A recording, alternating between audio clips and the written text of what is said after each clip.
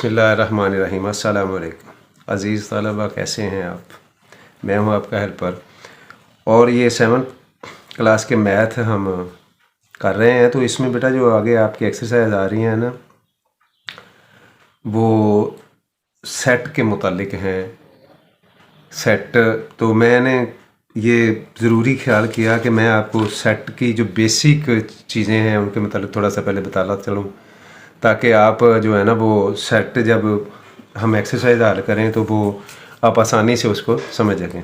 तो यहाँ से हम इम्पोर्टेंट एंड बेसिक थिंग और इंफॉर्मेशन अबाउट सेट्स। अब सेट के मतलब कुछ बेसिक चीज़ें हैं जो मैं आपके साथ डिस्कस करूँगा। What is a set? पहले तो हम देखते हैं कि सेट होता क्या है। ये टर्म एक यूज़ की गई थी, सेट जब हम यूज़ करते हैं, a group of collection of distinct and well defined object is called set. अब सेट के लिए ये लाजमी बात है कि वो वाज़िया हो और डिफ़ाइन, वेल डिफ़ाइन, अच्छी तरह डिफ़ाइन हो, उसमें कोई चीज़ मबहम ना हो, यानी जो बात आप कह रहे हो वो वाज़िया हो। और ये सेट की डेफिनेशन है। आगे distinct mean the same object should not appear more than once. अब बेटा सेट में कोई भी चीज़ जो है ना मोर देन वंस ना हो। अगर कोई चीज़ सेट में more than one time include कर ली जाती है तो वो सेट नहीं होता। ये छोटी सी एग्जांपल मैंने आपके सामने लिखी है कि 1, 2, 2, 3 और 4। अब ये 2 टाइम आ गया है, लिहाजा ये सेट नहीं है। For example the set of letter of the word small. अब स्मॉल एक वर्ड है, इसके अगर हम स्पेलिंग के सेट लिखेंगे स्पेलिंग का, तो हम ये डबल एल आ रहा है, हम डबल एल को सिंगल एल लिखेंगे। अगर हम डबल एल लिख देंगे तो एल जो है ना वो 2 टाइम आ जाएगा, लिहाजा वो सेट नहीं होगा। In short there is no repetition in set, यानी सेट में कोई चीज़ रिपीट नहीं होनी चाहिए। ये नीचे भी मैंने एग्जांपल आपके सामने लिखी है, ये भी आप देख सकते हो, लिहाजा ये सेट नहीं है। अब सेट में अगर जब दो दफ़ा कोई चीज़ आ जाती है तो वो सेट नहीं होता, ये सेट नहीं है। Is not set. Well defined, well defined mean a specific property of an object that enable it to be an element of a set और नॉट, यानी वो इसको ये वाज़ा कर दे कि वो सेट का एलिमेंट है या नहीं है। The collection of good stories. अब बेटा गुड स्टोरीज जो हैं ये सेट नहीं है। क्यों नहीं है? कि कुछ ऐसी स्टोरीज है जो आपको अच्छी लगती हों लेकिन मुझे वो अच्छी नहीं लगती, या किसी थर्ड पार्टी को या थर्ड पर्सन को वो अच्छी नहीं लगती, तो हम वो अच्छी नहीं कहेंगे, लिहाजा ये सेट नहीं है। The collection of tasty food. अब यही एग्जांपल आप टेस्टी फूड की ले सकते हो कि टेस्टी फूड एक फूड है, वो उसको आप टेस्टी कंसीडर करते हो, लेकिन मैं उसको कहता हूँ कि वो टेस्टी नहीं है, मैं डिनाई कर रहा हूँ। तो अगर एक बंदा आपकी स्टेटमेंट को डिनाई कर रहा है, उसमें अथॉरिटी है, वो डिनाई कर सकता है और वो डिनाई हो जाती है, तो वो सेट नहीं होती, लिहाजा ये सेट नहीं है। तो इस बात का आपने ख्याल रखना है कि अगर कोई ऐसी चीज़ है कि उसमें पसंद नापसंद का आंसर शामिल हो जाता है तो वो सेट नहीं रहता। Set notation. A set notation represent by a capital letter, यानी सेट को शो कैसे करना है, लिखना कैसे है। तो कोई भी सेट आप लिखते हैं तो उसका एक नाम होता है जो इंग्लिश के कैपिटल अल्फ़ाबेट से होता है, ए से लेके जी तक आप कोई भी उसका नाम रख देते हैं। लेकिन ये ज़हन में रहे कि अगर सेट के अंदर, यानी ये करली ब्रैकेट के अंदर आप सेट ए बी से अल्फ़ाबेट को शो कर रहे हो तो वो कैपिटल में नहीं होंगे, वो स्मॉल में होंगे। सम सिंबल्स ऑफ द सेट। आगे सेट के लिए कुछ सिंबल्स यूज़ की गई हैं, वो भी मैं आपके साथ डिस्कस करता हूँ, आप वो भी आप देख लें कि क्या है। कि element of a set are written in curly bracket. अब बेटा जब भी कोई सेट का एलिमेंट हम लिखेंगे टेबुलर फॉर्म में खासकर, तो वो करली ब्रैकेट में होगा। अगर आप करली ब्रैकेट के अलावा वैसे 1 2 3 कोई भी नंबर लिख देते हैं तो वो सेट कंसीडर नहीं होगा। और जो सेट के एलिमेंट्स होते हैं बेटा उनको जो है ना वो कॉमे से सेपरेट किया जाता है। आप जब करली ब्रैकेट में कोई भी उसके सेट के मेंबर लिखते हो या एलिमेंट लिखते हो, जैसे ये मैंने लिखे हुए हैं, तो वो उनके दरमियान में कॉमा डाल के उनको सेपरेट करना ज़रूरी होता है। अगर आप सेपरेट के बगैर भी लिख दे, उसके सेपरेशन नहीं करते तो वो सेट नहीं कंसीडर किए जाएंगे। आगे बेटा ये सिंबल जो है इसको आप ज़रा अच्छी तरह देख लीजिएगा। ये आपको क्या कहती है, ये 3 मीनिंग होते हैं इसके, एलिमेंट, मेंबर और बिलोंग टू अ सेट। यानी इसका मतलब होता है कि ये जिस एलिमेंट के या मेंबर के या नंबर के मुतालिक आप बात कर रहे हो वो सेट का मेंबर है या नहीं है। अगर मेंबर है तो इस तरह का साइन है, और अगर बिलोंग टू नहीं यानी उसका एलिमेंट नहीं तो आप इसको ऐसे कर लिख के तो इसको क्रॉस करेंगे तो इसका मतलब है कि is not belong to, is not element और मेंबर। इसका मतलब होता है कि ये सेट का मेंबर नहीं है। Some families of set. अब फैमिली सेट से मुराद है कि सेट लिखने के कुछ मेथड हैं। जब एन लिखा होगा तो इसका मतलब होता है सेट ऑफ नेचुरल नंबर। अब सेट ऑफ नेचुरल नंबर कौन से हैं? नेचुरल नंबर को आपको जानते हो कि 1 2 3 4 ऑनवर्ड जितने भी आप आगे लिखते जाएंगे ये इनफिनाइट हैं। अगर आप इनको फिनाइट करना चाहें तो तब भी कर सकते हो। ये नेचुरल नंबर का सेट है, इसको n से रिप्रेजेंट करते हैं। और w mean whole number, the set of whole number. अगर नेचुरल नंबर में हम 0 शामिल कर देते हैं तो वो हमारा सेट ऑफ होल नंबर हो जाता है, और अगर 0 नंबर से निकाल लेते हैं तो वो हमारा सेट ऑफ नेचुरल नंबर होता है। Set of integers. इंटीजर्स बेटा ये प्लस माइनस, जब नंबर के साथ किसी भी नंबर के साथ हम प्लस और माइनस दोनों की साइन या सिर्फ माइनस या सिर्फ प्लस डालते हैं तो वो इंटीजर्स बन जाते हैं। इंटीजर्स जैसा कि आप जानते हो ये नंबर लाइन पे रिप्रेजेंट किए जाते हैं। आगे हमारे पास है set of odd number. Odd number को ओ से रिप्रेजेंट करते हैं, और ऑड नंबर ऐसे नंबर होते हैं जो 2 पे डिविजिबल नहीं होते। इससे आगे बेटा सेट ऑफ इवन नंबर है।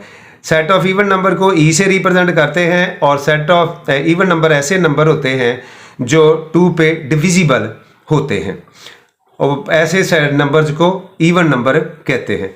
इसके बाद बेटा है सेट ऑफ प्राइम नंबर।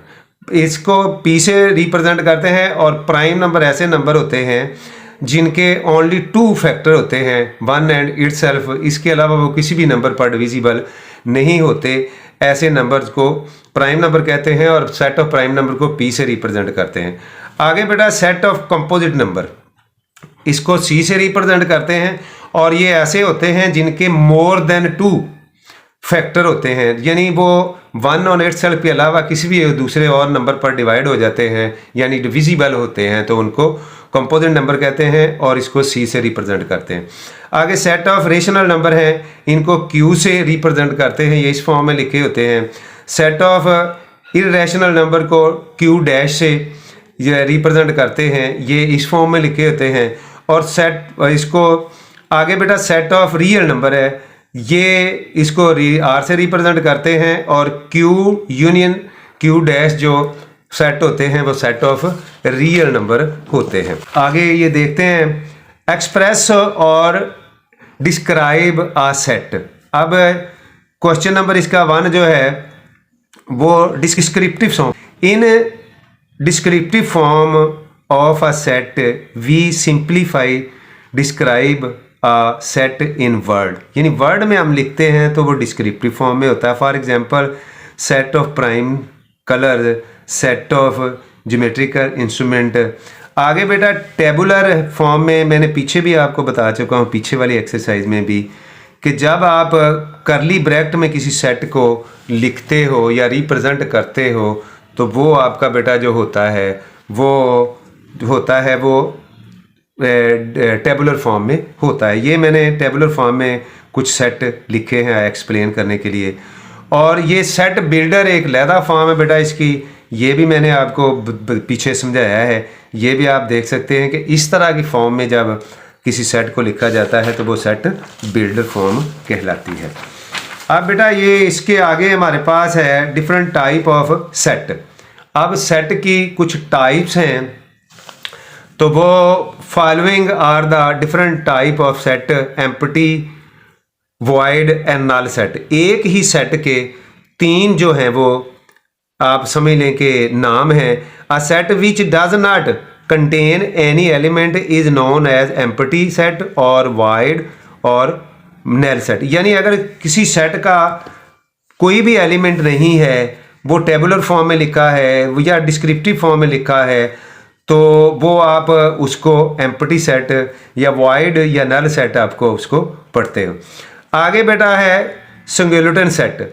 अब सिंगुलटन आप जैसा कि आपको पता है सिंगल से निकला है। अगर किसी सेट का एक ही ओनली वन एलिमेंट होगा, तो ये मैंने बेटा एम्प्टी सेट की एग्जांपल भी आपके सामने दो लिखी कि अगर इस तरह की फॉर्म में कोई भी लिखा है तो ये ऐसे जो है ना वो लिखा है तो वो एम्प्टी सेट होगा। अगर किसी सेट का ओनली वन एलिमेंट है तो इसको सिंगुलटन सेट बोलते हैं। ये दो सेट मैंने एग्जांपल के तौर पे आपके सामने लिखे हैं, ये भी है, ये भी है और ये भी है। ये सिंगुलटन सेट है। आगे इक्वल सेट है। Two set A and B are said to be equal set if they have same element. For example बेटा वो उनके एलिमेंट सेम हो और सेम ही शक्ल के हों। ये बात अब होता है कि नंबर में बराबर होते हैं, 1 2 3 है, एक में भी दूसरे में एलिमेंट 3 है, नहीं सेम नंबर होंगे लेकिन इनका ऑर्डर सेम ना भी हो तो आप ये नहीं कह सकते कि सेट में ऑर्डर जो है ना वो ज़रूरी नहीं है। तो ऐसे सेट को जो जिनके नंबर सेम ही हों, सेम शक्ल के हों और उनके नंबर भी सेम हो, अगर एक में 3 एलिमेंट है तो दूसरे में 3 होंगे, तो ऐसे सेट को इक्वल सेट कहते हैं। और इसको ऐसे रिप्रेजेंट करते हैं x is equal to y. ये सेट भी मैंने आपके सामने दो एग्जांपल ये वाली और ये लिखी है। आगे है equivalent set. Two set A and B are said to be equivalent set if they have same number. For example अगर उनके सेम नंबर हैं, यानी तादाद में नंबर बराबर हैं, शक्ल में बराबर होने ज़रूरी नहीं। ये इसमें भी 5 एलिमेंट हैं और इसमें भी 5 एलिमेंट हैं, तो इसको इक्विवेलेंट सेट, इस तरह की शक्ल के जो सेट लिखे होंगे उनको इक्विवेलेंट सेट बोलते हैं। और m इज इक्विवेलेंट p, इसको रिप्रेजेंट करने के लिए ये साइन छोटा सा एरो जो होता है वो यूज़ किया जाता है। आगे बेटा है फिनाइट सेट। फिनाइट सेट क्या होता है? A set having a finite number of element is called finite set. For example set of natural number less than 10, यानी उसका आखिरी नंबर जो है ना वो आपको मालूम होगा। अगर आखिरी नंबर सेट के तमाम एलिमेंट आपको मालूम हो, लिखे ना भी हो लेकिन अंडरस्टूड हैं, मालूम हो, तो इस ऐसे सेट को फिनाइट सेट कहते हैं। ये भी एग्जांपल है आपकी the set of English alphabet. जाहिर बात है इंग्लिश अल्फ़ाबेट ए से लेके जी तक है, जी से आगे तो कोई नहीं, तो ये भी फिनाइट सेट है। इनफिनाइट सेट है a set having unlimited number of element is called an infinite set. ऐसा सेट जिसके नंबर की जो तादाद है वो आपको मालूम नहीं, वो इनफिनाइट हो, तो ऐसे सेट को इनफिनाइट कहते हैं। ये इनका देखें मैंने लिखी एग्जांपल, इनके आखिरी नंबर नहीं हैं, ये इनफिनाइट हैं।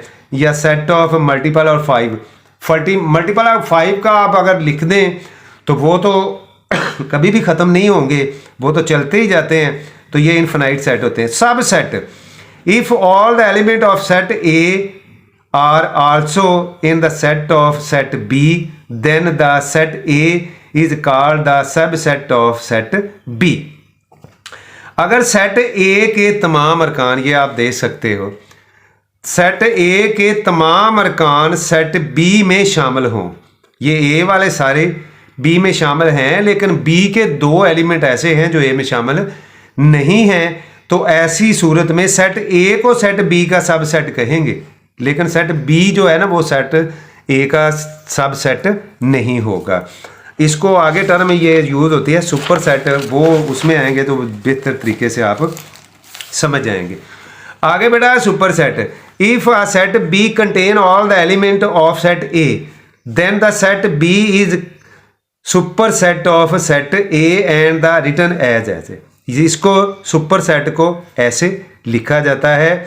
और ये मैंने पीछे जो आपको सेट देखा आपने, वो बी वाले जो तमाम एलिमेंट थे वो सेट ए में नहीं थे, लेकिन सेट ए के थे। सेट ए तो सब सेट हो गया सेट बी का, लेकिन सेट बी जो था वो सेट ए का सुपर सेट होगा, और सुपर सेट को सिंबॉलिकली इस तरह रिप्रेजेंट करते हैं। आगे proper subset. A proper subset of a set A is a subset of set A that is not equal to set A. For example उन्होंने कहा है कि ये है हमारे पास और ये बी है, ये ए को भी ए का कर सकते हैं। अगर ए के सबसेट आप लिखते हैं तो जो प्रॉपर सबसेट होगा ए का, वो उसमें कम अज कम एक जो एलिमेंट है इनमें कम होगा, तो वो प्रॉपर सबसेट होगा, अदरवाइज इम्प्रॉपर होगा। अगर बेटा ये देखें वो बी 2 है, 3 है, 4 है और 5 है, तो इसको लिखते हैं B is proper subset of set A. अब इसमें जो है ना वो कुछ रुकन ये एलिमेंट जो है ना वो ए वाले शामिल नहीं है, तो बी सबसेट ए का है, लेकिन ए यहाँ बी का सबसेट नहीं है। इम्प्रॉपर सबसेट की बात करते हैं हम, तो improper subset is a subset which contain all the element of original set. आप ये देख सकते हो कि वो तमाम सेट जो पूरे का पूरा दूसरे सेट में होगा तो उसको इम्प्रॉपर सबसेट कहते हैं। दूसरे अल्फाज में अगर आप इनको ये कह लें कि अगर इक्वल सेट कोई होगा तो वो इम्प्रॉपर सबसेट भी होगा, अपना ही इम्प्रॉपर सबसेट होगा। आगे बेटा सेट्स के ना कुछ ऑपरेशंस हैं, उनके मुतालिक भी थोड़ा सा मैं आपसे डिस्कस करता हूँ। Set operation are the way to combine set, यानी सेट को कंबाइन करने के जो मेथड हैं उनको ऑपरेशन कहते हैं। These operations are union, U से लिखते हैं यूनियन, ये उल्टा यू अगर आप डाल दें तो इसको इंटरसेक्शन, एंड ये डिफरेंस होता है या माइनस आप कह सकते हो, इसके 2 साइन होते हैं, ये माइनस वाला और इस तरह का ये थोड़ा सा तिरछा साइन होता है, इसको डिफरेंस बोलते हैं। यूनियन ऑफ सेट क्या होता है इसके मतलब बात करते हैं। The union of the sets A and B is set that contain all element that are in both set, यानी दो सेट का यूनियन ऐसा सेट होगा जिसमें दोनों सेट के ए के भी और बी के भी तमाम के तमाम एलिमेंट जो है ना वो शामिल होंगे, तो वो सेट का उन दोनों सेट का यूनियन होगा। लेकिन बेटा इस बात का यहाँ ध्यान रखा जाए कि मैं पीछे भी आपको बता चुका हूँ कि there is no repetition in a set. अब जब दो सेट के आप तमाम एलिमेंट लिखते हैं तो इस बात का ख्याल रखेंगे कि जो यूनियन में जब एलिमेंट लिख रहे हैं तो दोनों सेटों में जो कंबाइन है, जो कॉमन है, ए में भी हैं और बी में भी हैं, तो वो ओनली 1 टाइम लिखे जाएंगे, दोनों के 2 टाइम नहीं लिखे जाएंगे। ये मैंने एक सेट का आपको यूनियन करके दिखाया हुआ है कि बाद एलिमेंट्स ये मैंने जो मार्क किए हैं ये दोनों सेटों में कॉमन है, लेकिन जब आप यूनियन लिखेंगे तो ये 1 टाइम आएंगे, ये 2 दफ़ा नहीं आएंगे। आगे बेटा ये intersection of sets.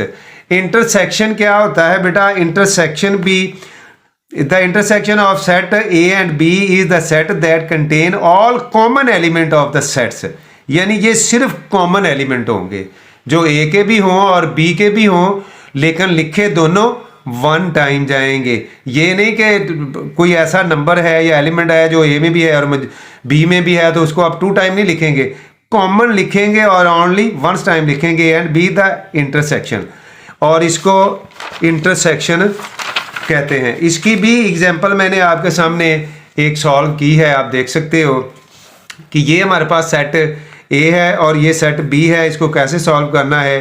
A intersection B is equal to, पहले ए के एलिमेंट लिखेंगे फिर बी के लिखेंगे, और फिर आप देखते हो कि इनमें ओनली 2 कॉमन है, ये वाला और ये वाला, तो ओनली यही लिखे जाएंगे जो दोनों सेट में कॉमन है, वो इंटरसेक्शन होता है। Difference of sets, the difference between the sets A and B is the set that contain all element of the set A that are not in the set B. If it is written as A minus B or A difference या minus B. यहाँ वो बात detail बेटा आप लिखे तो देख सकते हो, लेकिन यहाँ ये बात वो कह रहा है कि a माइनस बी से मुराद ऐसे एलिमेंट्स होंगे जो सेट A के एलिमेंट हों लेकिन सेट B के ना हो। ऐसे एलिमेंट जो सेट A में हैं लेकिन सेट B में नहीं, वो उनका डिफरेंस होगा। B में अगर कोई एक्स्ट्रा है जो A में नहीं तो उनको नहीं आपने टच करना है। यानी जो पहले सेट है A है या B है, जो उसके एलिमेंट हैं और दूसरे सेट में नहीं हैं, वो उसका डिफरेंस होता है। ये एक सेट मैंने आपको एग्जाम्पल के तौर पर करके दिखाया है कि इफ़ ए बी, तो इसको फाइंड ए माइनस बी या बी माइनस ए, ये दो डिफरेंट चीज़ें होंगी। जब हम ए माइनस बी करेंगे इसको, तो वो ओनली 5 है, वो सेट ए का एलिमेंट है लेकिन सेट बी का नहीं। तो जब बी माइनस ए कर देंगे तो अब बी का एलिमेंट जो 1 है वो सेट ए में शामिल नहीं, लिहाजा वो उसका डिफरेंस होगा। ये सेट की कुछ टर्म्स हैं जो मैं आपके साथ डिस्कस कर रहा हूँ। यूनिवर्सल सेट क्या होता है इसको भी आप देख लें। A universal set is a set that contain all element of sets under consideration of and it is denoted bye ये, इस तरह के साइन से यू, और इसको थोड़ा सा ये ऐसे करके लिखा जाता है। फॉर एग्जांपल ये u is equal to the universal set of the set A. अब बेटा ये यूनिवर्सल सेट आमतौर पर नेचुरल नंबर पे होता है, set of the set A. अब बेटा ये ए है, और सॉरी ये सेट है एक, और एक सेट ये है। अब इसको यूनिवर्सल सेट कैसे फाइंड करना है वो इंशाल्लाह आगे आपको बताता जाऊंगा। ये आप साइन और यूनिवर्सल सेट को आप देख सकते हो। आगे complement of a set. The complement of a set A is the defined as the set that contain the element present in the universal set of the set A.